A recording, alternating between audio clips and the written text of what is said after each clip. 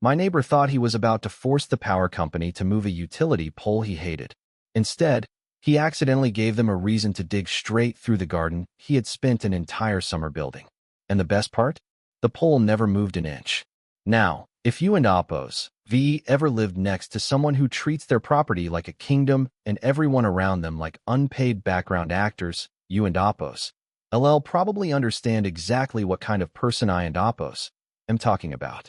A few years ago, I bought a modest house on the edge of a quiet neighborhood outside Cedar Ridge, Ohio.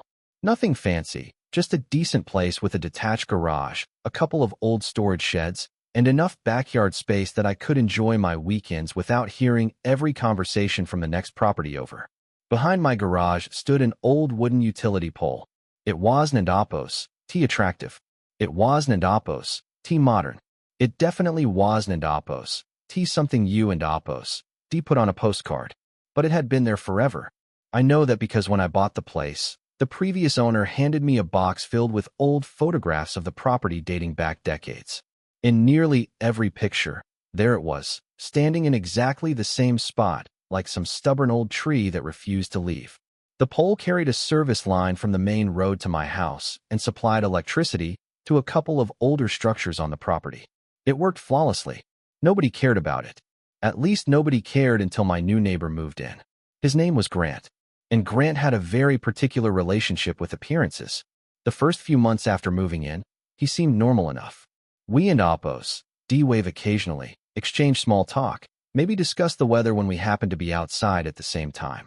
Then he started renovating. And when I say renovating, I don't and Apo's mean planting a few flowers. I mean a full-scale backyard transformation. Every weekend there were trucks, landscaping crews, pallets of stone, stacks of brick, rolls of decorative edging.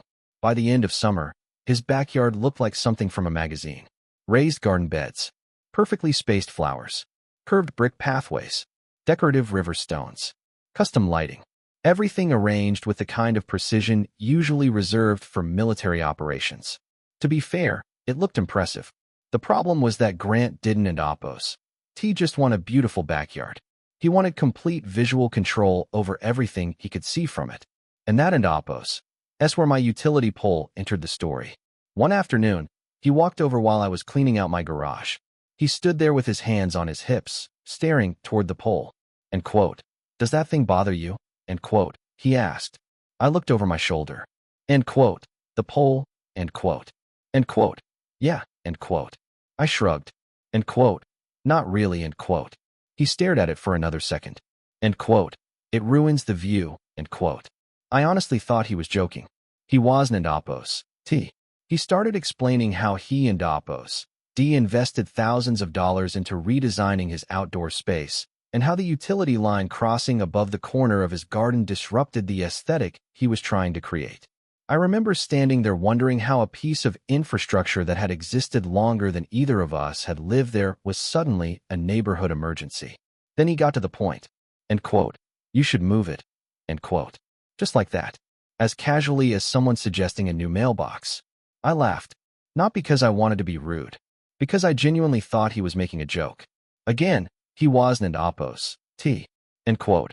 "I and Apo's am serious." End quote, he said. I explained that utility poles aren't and Apo's lawn ornaments. You don't and Apo's just pick them up and relocate them because somebody dislikes the scenery. The pole belonged to the power company. The placement had been approved years before either of us bought our homes. The electrical route was part of an existing service network.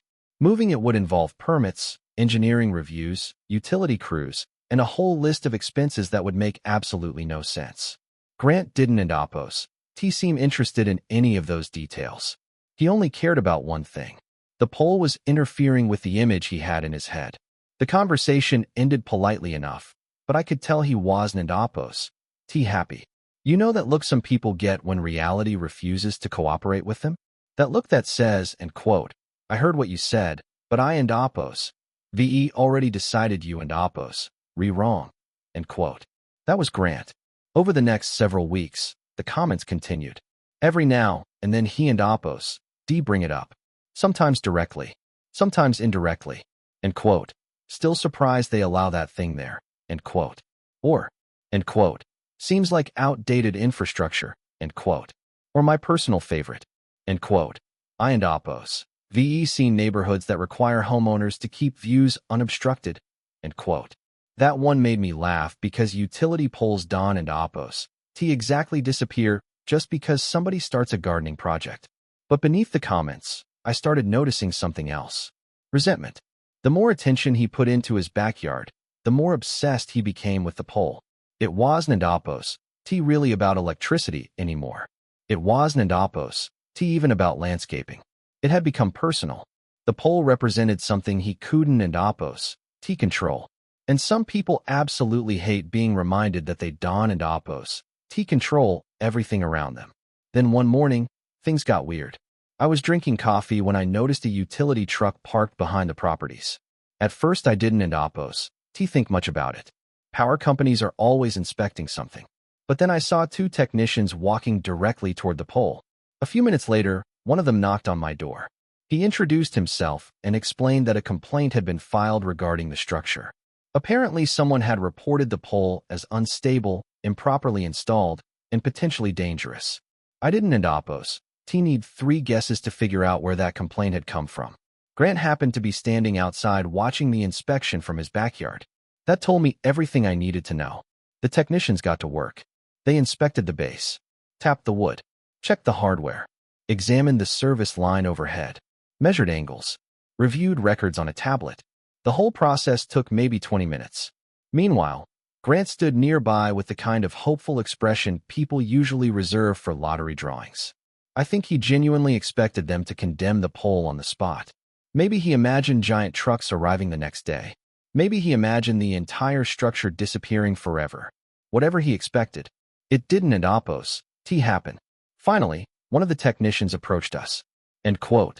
The pole is fine, end quote. That was the first sentence out of his mouth. I watched Grant and Oppos' expression change instantly. Not dramatically, just enough. The subtle disappointment of someone realizing reality had once again failed to follow his script. The technician continued. The structure was stable. The installation was compliant. No safety concerns. No replacement needed. Case closed. Or at least that and Oppos. That's what I thought. Then the technician glanced back toward the pole. End quote. There is one thing we and Oppos like to verify. End quote. That got my attention. According to some older records, part of the electrical service route leading to the pole ran underground before emerging near the base. The problem was that the installation dated back decades. Some of the mapping information wasn't and Oppos perfectly clear. Normally that wouldn't and Oppos matter much. But because an official safety complaint had triggered the inspection, they wanted to verify the exact location and condition of the buried line before closing the report. Nothing unusual, just procedure. At least that and Oppos. That's what the technician called it. Grant didn't and Oppos seemed concerned. If anything, he looked relieved that the crew was still discussing the area. Maybe he thought they were searching for another reason to remove the pole. Maybe he assumed the investigation would somehow support his position. I don't and Oppos know. What I do know is that 2 days later, bright utility markings began appearing across the ground behind our properties. And the moment I saw where some of those painted lines were going, I realized Grant was about to have a very bad week. Because the markings weren't and Oppos staying neatly inside my yard. Several of them curved directly toward the most expensive section of his prized garden. The same garden he and Oppos spent months perfecting. The same garden that had started this entire mess. And standing there watching those bright paint lines spread across his carefully designed landscape, I saw something I hadn't and Oppos seen on Grant and Oppos' face before. Concern. Real concern. Because for the first time since this whole situation began, the consequences were no longer headed toward my property. They were headed toward his. Now before I tell you what happened next, I want to pause for a second because this is where the story gets interesting in a way that most people Don and Oppos think about until they and Oppos standing in the middle of a problem they accidentally created. A lot of homeowners assume that if they file a complaint, the investigation will focus only on the specific outcome they want. But that and Oppos, that's not how these situations usually work. According to standard procedure, once a utility company receives a formal safety complaint, they and Oppos often obligated to inspect everything connected to that issue, not just the part someone finds annoying. Their job ISN and Oppos, T to validate feelings, IT and Oppos, S to verify infrastructure. And that and Oppos, S where people sometimes get themselves into trouble. From a legal perspective, utility easements and service routes often have rights that existed long before current homeowners purchased their properties. Just because something is inconvenient, unattractive, or interferes with a landscaping project doesn't end Oppos. T mean it can simply be removed. In fact, once an official review begins, inspectors are generally expected to document whatever they find, whether it helps the complainant or not. And psychologically, this is where things become even more fascinating. This is a psychological trap I've seen over and over again. Some people become so focused on controlling a single outcome that they stop considering secondary consequences. They picture one perfect ending and mentally edit out every possibility that doesn't end Oppos. T support it. Grant wasn't end Oppos. T really thinking about utility records. He wasn't end Oppos. T thinking about underground infrastructure. He wasn't end Oppos. T thinking about easements or inspection protocols. He was thinking about one thing. That pole. And when your attention becomes that narrow, you can end up pulling a thread without realizing what else is attached to it. As it turned out, Grant had just pulled a very expensive thread. The next morning, I woke up to the sound of diesel engines. Not loud enough to be alarming, just loud enough to make me look out the kitchen window with my coffee still in my hand. And there they were, 2 utility trucks, a service pickup, and a compact excavation machine rolling slowly toward the back of our properties. The moment I saw the equipment, I knew this wasn't Oppos. T going to be a quick inspection anymore. This was field verification. Real work. The kind that leaves marks behind. By the time I walked outside, Grant was already standing near the property line. He had that forced smile people wear when they end Oppos, trying to convince themselves everything is under control. One of the crew members approached both of us and explained what they were about to do. The underground service route needed to be visually confirmed at several points. The crew would expose sections of the cable, inspect the condition, compare the location against existing records, document everything, then restore the area afterward. Simple. Routine. Nothing dramatic. At least from their perspective. Grant immediately asked the question that told me exactly where his mind was. End quote. You and Oppos. Staying on his property, right? End quote. The crew leader looked down at his map, then looked back up. End quote. Not entirely. End quote. I watched Grant and Oppos' expression freeze. The crew leader pointed towards several paint markings crossing the edge of the garden. End quote. The route appears to pass through this section. End quote. There was a long silence. The kind where everyone already understands the answer before the next sentence arrives. Grant finally said, end quote. You mean my garden? End quote. The crew leader nodded. End quote. We wanted Oppos. T know the exact depth and position until we expose the line. End quote. Grant laughed nervously. End quote. No, seriously. End quote. The crew leader didn't end Oppos. T laughed back. Because he wasn't end Oppos. T joking. And suddenly the reality of the situation started settling in. The utility company wasn't end Oppos. T there because they cared about landscaping. They weren't end Oppos. T there because they wanted to improve anybody in Oppos' view. They were there because someone had reported a potential safety issue. That report triggered procedures. Those procedures triggered inspections. Those inspections triggered verification. And verification follows cables. Not flower beds. Not design plans. Not emotions. Just cables. Within an hour, work began. The crew moved carefully. To their credit, they weren't end Oppos. T reckless. Every decorative stone was removed by hand.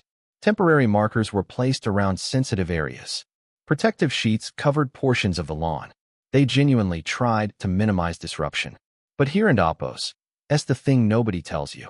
Careful digging is still digging. The first section of excavation occurred entirely inside my property. No big deal. A narrow trench. Some exposed soil. A few photographs. The workers checked measurements and documented the cable. Then they continued toward the next marked section, which happened to be located directly inside one of Grant and Oppos' raised garden beds. I could almost hear his blood pressure rising. The crew leader approached him again. End quote. We need access here. End quote. Grant stared at the bed. Months of work. Hundreds of dollars in materials. Perfect rows of flowers. Decorative edging. Everything exactly where he wanted it. And now several workers were preparing to dismantle part of it. End quote. There has to be another way. End quote. The crew leader shook his head. End quote. This is the marked route. End quote. Grant pointed toward my yard. End quote. Kin and Appos. Do you verify it from over there? End quote. End quote. No. End quote. End quote. What if you and Appos wrong? End quote. End quote. We and Appos know after we exposed the cable. End quote. Grant didn't and Appos like that answer any more than he and Appos liked my explanation about the pole. Because once again, reality wasn't and Appos negotiating. The first shovel entered the flower bed. And from that moment forward, the situation developed exactly the way utility projects usually do. Slowly, methodically, relentlessly, one layer at a time. The decorative stones came out, then sections of soil, then edging material, then deeper excavation. Nothing catastrophic, nothing destructive, just enough to completely destroy the symmetry he had spent months creating. And honestly, that was almost worse. If a tornado had flattened the garden, at least there would have been drama. This was something different. This was bureaucracy, procedure, documentation, forms, measurements, photos, 1,000 tiny professional decisions that collectively did not care about Grant and Appos' landscaping vision. By lunchtime, the trench extended across 2 raised beds.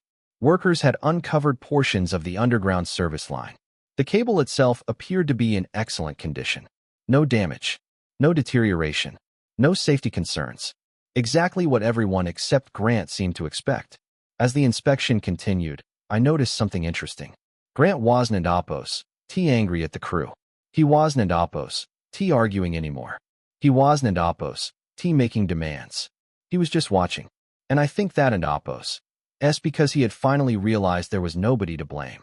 The workers hadn't and Appos created the route. The utility company hadn't and Appos filed the complaint. I hadn't and Appos requested the inspection. Every shovel entering that garden could ultimately be traced back to one decision. His. Around mid-afternoon, another supervisor arrived. He reviewed the exposed sections and compared them against updated mapping information. Then he delivered what was probably my favorite moment of the entire story. End quote. The original installation was done correctly. End quote. Grant said nothing. The supervisor continued. End quote. The cable route is compliant. End quote.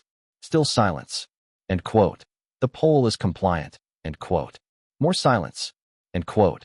The service line is functioning properly. End quote. Silence again. Then came the final sentence. End quote. We and Appos update the records and close the report. End quote.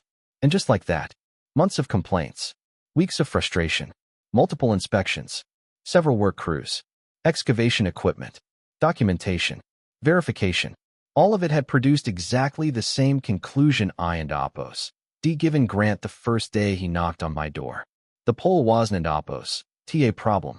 It never had been. The crew spent the remainder of the day restoring the excavation areas.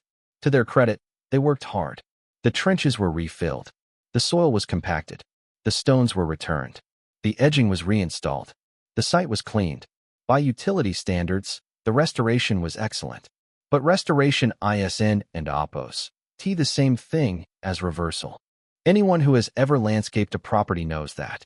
Once something has been disturbed, it rarely returns to perfect symmetry. The flower rows no longer aligned exactly the same way. The decorative stone patterns looked slightly different. The soil settled unevenly in a few places. Tiny imperfections appeared everywhere. Nothing major. Nothing worth a lawsuit. Nothing the utility company had done wrong. Just enough to be noticeable, especially to someone obsessed with details. Over the next few days, I saw Grant outside repeatedly examining different parts of the garden. He and Appos stand there with his hands on his hips, sometimes staring, sometimes adjusting stones, sometimes moving plants, trying to recreate the image he originally had. But perfection is a funny thing. Once it and Appos broken, even slightly, you tend to notice every flaw afterward. A week later, we crossed paths near the mailbox. The interaction was awkward. Not hostile, just awkward. For a moment, I thought he might bring up the inspection, or the garden, or the pole. Instead, he simply nodded. End quote. Morning, end quote. End quote. Morning, end quote. That was it. No complaints. No commentary. No suggestions. No speeches about aesthetics. Nothing. And that and Oppos. When I realized the entire conflict was over. Not because anyone won an argument. Not because anyone forced a compromise. Because reality had delivered a lesson more effectively than any conversation ever could. Months passed. Then more months. The utility pole remained exactly where it had always been. The wires still crossed the same section of sky. The electrical service continued operating perfectly. And remarkably, Grant never mentioned it again. Not once. The subject disappeared completely. Every now and then I and Oppos catch myself looking at the pole and remembering how absurd the whole situation had been. One complaint, one inspection, one decision made out of frustration, and a chain reaction nobody expected. Well, almost nobody. Because looking back, there was a moment when the outcome became inevitable. The moment Grant stopped asking whether something should be done and started trying to force a specific result. That and Oppos. Usually where trouble begins. People assume systems exist to deliver the outcome they want. But systems Don and Oppos care what people want. They care about procedures. And procedures have a habit of going exactly where the facts lead them, whether anyone likes the destination or not. The final irony was almost poetic. Grant had spent months trying to eliminate a visual imperfection from his view. Instead, he ended up creating the only visible imperfection in the entire area. The utility pole remained untouched. The utility line remained untouched. The infrastructure remained untouched. The only thing that changed was the garden. And every time I walked past that corner afterward, I couldn't and Oppos help noticing one small detail. The trench itself was gone. The flowers eventually grew back. The stones were mostly restored. But if you looked closely enough, you could still see where the ground had once been opened. A faint reminder buried beneath the landscaping. A permanent little scar left behind by a problem that never actually existed. Looking back now, what sticks with me ISN and Oppos, the trench. It ISN and Oppos, the inspection. It ISN and Oppos, even the irony of watching a complaint aimed at my property end up disrupting his own. What I remember most is how easily people can convince themselves they and Oppos, refighting a problem when they and Oppos, really fighting reality. And honestly, I think that and Oppos. That's why this story resonates with so many homeowners. Because sooner or later, almost everybody encounters some version of this situation. Maybe it and Oppos, a fence. Maybe it and Oppos, a tree. Maybe it and Oppos, a drainage ditch, a utility easement, a retaining wall, or even a parking dispute. The details change.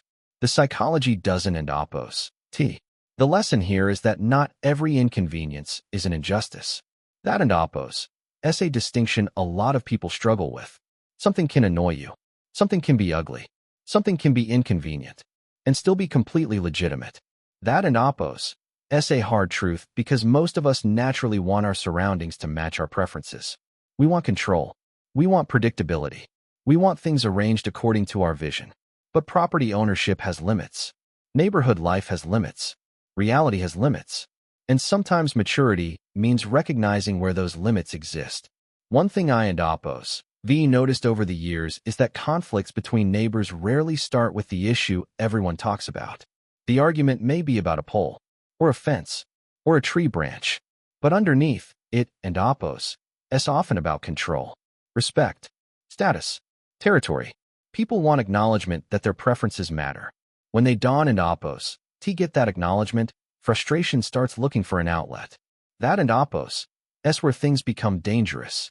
Because frustration has a way of convincing people they and Oppos, reacting rationally when they and Oppos, actually acting emotionally. And emotional decisions often create consequences that logic would have avoided. This is a psychological trap that shows up everywhere, not just between neighbors. People become so focused on achieving a specific outcome that they stop evaluating risk. They only imagine success. They never imagine side effects.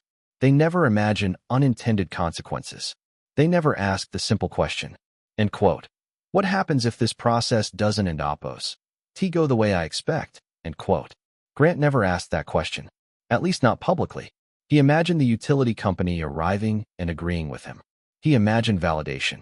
He imagined action directed toward the pole. What he didn't and oppose. T imagine was an investigation that followed established procedures instead of personal preferences. And that and oppose. S where reality changed the script. According to standard procedure, organizations don and oppose. T exist to confirm assumptions. They exist to verify facts. That difference matters. A lot. When inspectors arrive, they and oppose. Not asking, end quote. Who do we want to make happy? End quote. They and oppose. Asking, end quote. What do the records show? End quote. End quote. What do the measurements show? End quote. End quote. What does the infrastructure show? End quote. And once those questions start getting answered, the process goes wherever the evidence leads. Sometimes that and oppose. S exactly where the complainant hopes it will go. Sometimes at ISN and oppose. T. From a legal perspective, this story is also a good reminder that long-standing infrastructure often carries rights and protections many homeowners never think about. Utility easements, access rights, service corridors, maintenance requirements. These things frequently exist in the background for decades without anyone noticing them. Then somebody decides they don and oppose. T like the arrangement, and suddenly discovers the arrangement has more legal weight than expected. That and oppose. S why understanding property rights is so important. Not because disputes are inevitable, but because assumptions can be expensive. And perhaps the funniest part of this entire story is that none of it needed to happen. If Grant had simply accepted the existence of the pole, his garden would have remained untouched. The flower beds would have remained perfect.